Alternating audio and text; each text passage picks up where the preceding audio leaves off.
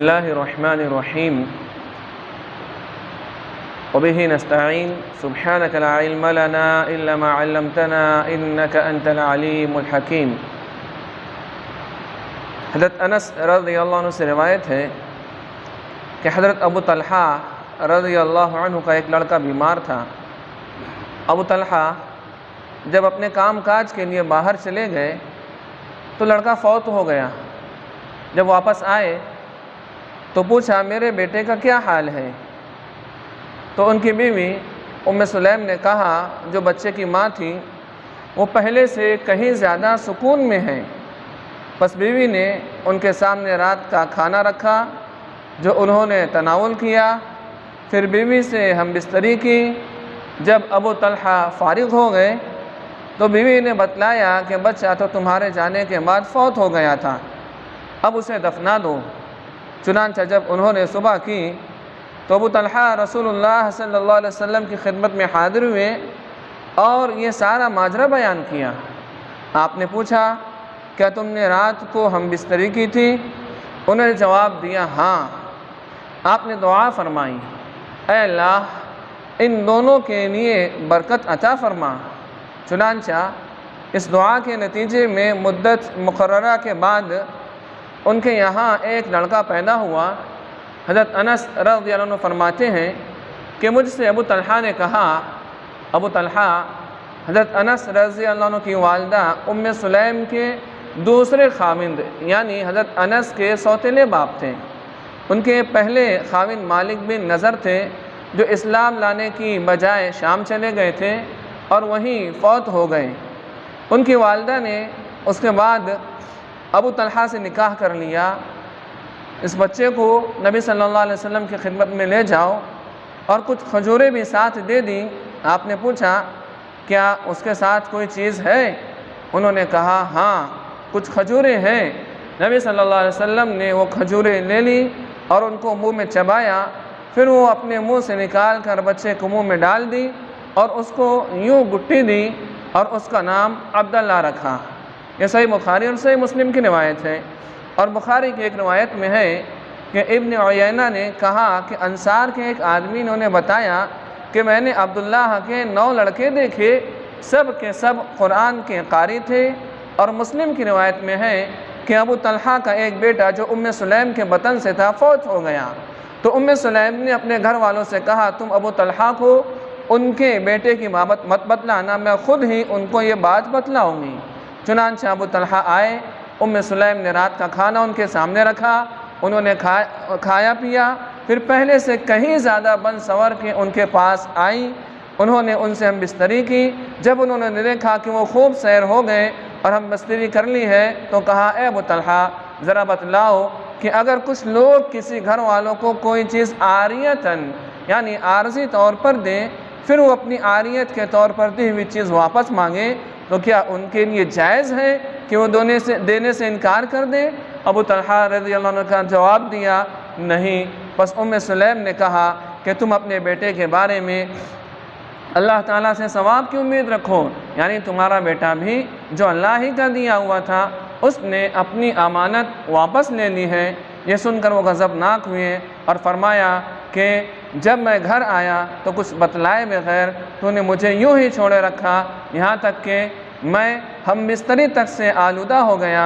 और उसके बाद तूने मुझे मेरे बेटे की वफ़ात की खबर दी। उसके बाद वो गए और रसूलुल्लाह सल्लल्लाहु अलैहि वसल्लम की खिदमत में हाजिर हुए और जो कुछ हुआ वो बयान किया। चुनांचे रसूलुल्लाह सल्लल्लाहु अलैहि वसल्लम ने सुनकर दुआ फरमाई, अल्लाह ताला तुम दोनों के लिए तुम्हारी इस रात में बरकत अता फरमाए। चुनांचे उम्मे सुलैम को हमल करार पा गया। रावी हज़रत अनस रज़ियल्लाहु अन्हु ने बयान किया कि रसूलुल्लाह सल्लल्लाहु अलैहि वसल्लम एक सफ़र में थे। उम्मे सुलैम भी अपने खाविंद अबू तलहा के हमरा आपके साथ थी और रसूलुल्लाह सल्लल्लाहु अलैहि वसल्लम का ये मामूल था कि जब सफ़र से मदीना वापस तशरीफ़ लाते तो रात को तशरीफ़ न लाते। जब ये काफ़िला मदीने के करीब पहुँचा तो उम्मे सुलैम को दर्द से यानी ज़ज्की के ऐन वक्त जो दर्द होता है वो हुआ शुरू हो गया। चुनांचे अबू तलहा उनकी खिदमत के लिए रुक गए और रसूलुल्लाह सल्लल्लाहु अलैहि वसल्लम ने अपना सफ़र जारी रखा। हज़रत अनस रज़ियल्लाहु अन्हु ने कहा, अबू तलहा रज़ियल्लाहु अन्हु कहते थे, ए रब तू जानता है कि मुझे यही पसंद है कि जब रसूलुल्लाह मदीने से बाहर जाए तो मैं भी आपके साथ जाऊं, और जब आप मदीने में दाखिल हो तो मैं भी आपके साथ ही दाखिल हूं। तो तू देख रहा है कि मैं रुक गया हूँ, जबकि रसूलुल्लाह सल्लल्लाहु अलैहि वसल्लम आगे तशरीफ़ ले गए हैं। उम्मे सुलैम ने सुनकर कहा कि अबू तलहा, अब मुझे वो दर्द महसूस नहीं हो रहा जो पहले मुझे हो रहा था, इसलिए चलो हम वहाँ से चल पड़े। जब वो दोनों मदीने पहुँच गए तो उन्हें फिर दर्द ज़ह शुरू हो गया, जो पहले अबू तलहा की दुआ से वक्ती तौर पर ख़त्म हो गया था। बस उनके यहाँ एक लड़का पैदा हुआ। बस मेरी वालदा यानी उम्मे सुलैम ने मुझे कहा उसको उस वक्त तक कोई दूध न पिलाए जब तक तुम सुबह सुबह उसे रसूलुल्लाह सल्लल्लाहु अलैहि वसल्लम की खिदमत में पेश नहीं कर देते। बस सुबह होते ही उसे उठाकर रसूलुल्लाह सल्लल्लाहु अलैहि वसल्लम की खिदमत में ले गया। आगे बाकी हदीस यहाँ जो बयान की गई गुज़िश्ता उसमें वही तमाम बातें थी। इस हदीस में जो कि सही बुखारी और सही मुस्लिम की है, इसमें रसूलुल्लाह सल्लल्लाहु अलैहि वसल्लम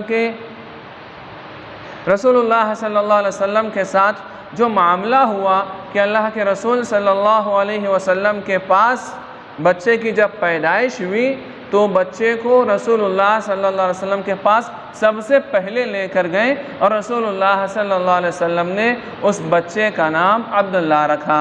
इससे मालूम हुआ कि पैदाइश के पहले दिन भी बच्चे का नाम रखा जा सकता है। सही बुखारी की दूसरी रवायत से हमें मालूम होता है कि 7वें दिन अकीका किया जाए और उसका नाम रखा जाए, और इस रवायत से हमें यह भी मालूम होता है कि बच्चे का नाम पैदाइश के पहले दिन भी रखा जा सकता है। इसी तरीके से भी मालूम हुआ कि जब बच्चा पैदा हो तो उसे किसी शरीफ नेक इंसान के पास लेकर जाना चाहिए ताकि वो उस बच्चे के लिए दुआ कर दे। जैसा कि रसूलुल्लाह सल्लल्लाहु अलैहि वसल्लम के पास जब ले गए तो आपने तहनीक की, हदीस में जिसका तज़किरा मौजूद है, यानी घुट्टी दी।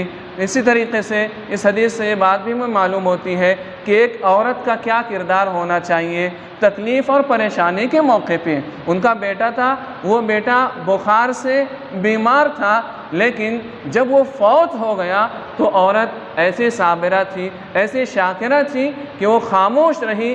पहले उस औरत ने शौहर की अच्छी तरीके से खिदमत की, उसके बाद इस बात की खबर दी, और हम देखते हैं कि उसके नतीजे में, और मियाँ बीवी ने उस रात जो हम बिस्तरी की, उसके नतीजे में जो लड़का पैदा हुआ जिसका नाम अब्दुल्ला रखा गया, उनके 9 बेटे थे और सब के सब कुरान करीम के कारी थे।